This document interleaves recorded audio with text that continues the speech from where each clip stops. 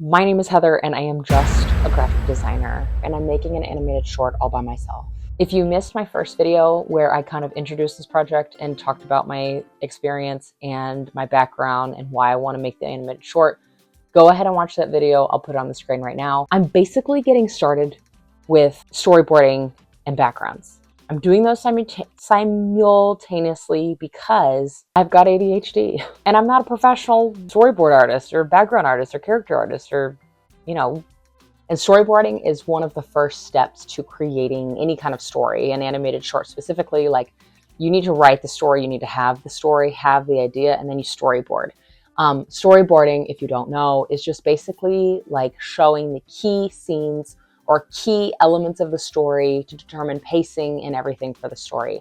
So I have that. It's extremely rough, as you can see, and it's extremely sketchy. The story starts as a girl in bed and she wakes up to like arguing in another part of the house, like her parents are arguing or whoever's just arguing, and it wakes her up, and then she hears footsteps coming up the stairs. So she kind of like gets a little freaked out and then hops out of bed and runs to the closet to hide. When I was a kid specifically, when something like this would be happening, I'd be in the middle of an argument with the adults in my family, or like I'd be just thrust into some crappy situation.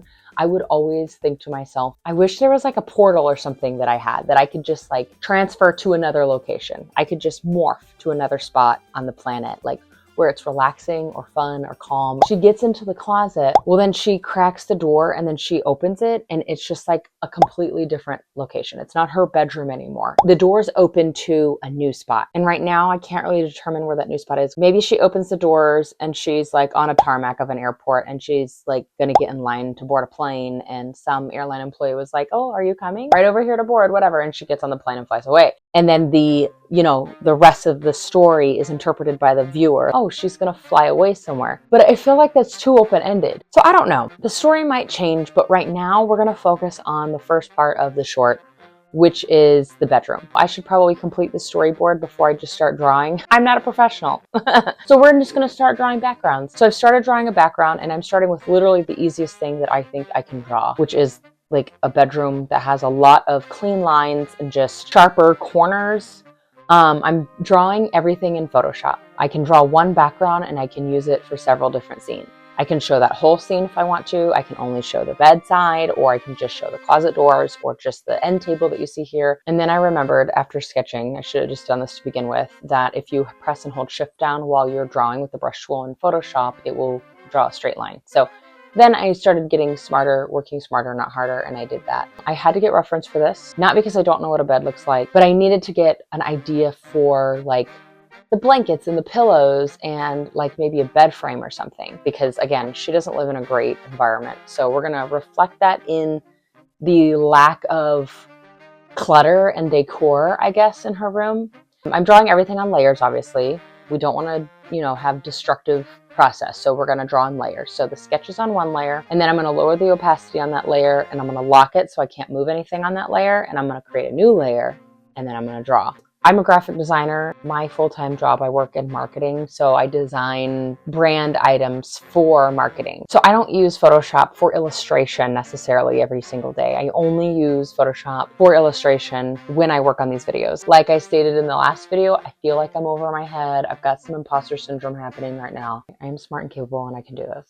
I really need to find inspiration for my coloring. Going back to the character, she doesn't live in the best environment, just in a chaotic, stressful, dysfunctional home. The coloring and everything, I want to match her mood and her environment.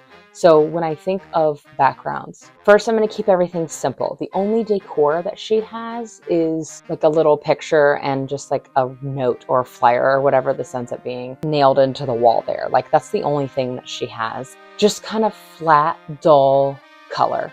Maybe there won't be like that much light coming in through the window, which I'm going to have the blinds kind of closed, which to me that signifies like it's just dark. Okay, it's dark and flat. We don't have a lot of things. There's not a lot of things that help us express ourselves as an individual. This character doesn't have very much. Lighting and color are going to help communicate that. We're going to have muted colors, little dingy maybe. You can make fun of my background because it's super simple and simplistic and I don't care. Make fun of me in the comments again so I get engagement. And then when I exactly figure out where I want her to be when she opens the door from the closet, I need to determine that. If you have suggestions, leave it in the comments. With a story like this, you could literally, because it's so imaginative, because she opens the door, she can go to this like supernatural world, but the message is that like she's opening the doors to a new opportunity.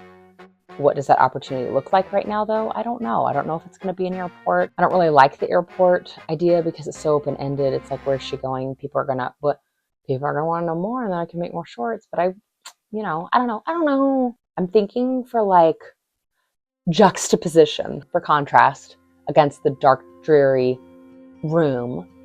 Maybe we go to something super colorful. So airports, not super colorful. Tarmacs are fairly beige.